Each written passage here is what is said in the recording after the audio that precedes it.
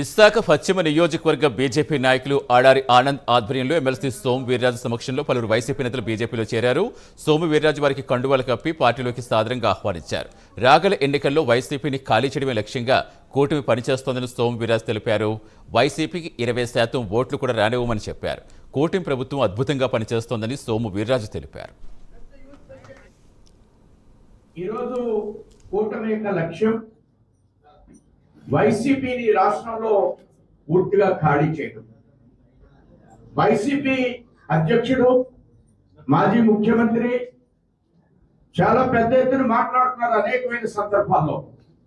నేను మరలా ముఖ్యమంత్రి అవుతా, మీ అందరి యొక్క మీ సంగతి చూస్తానని ఆయన పోలీసులు హెచ్చరిస్తున్నారు.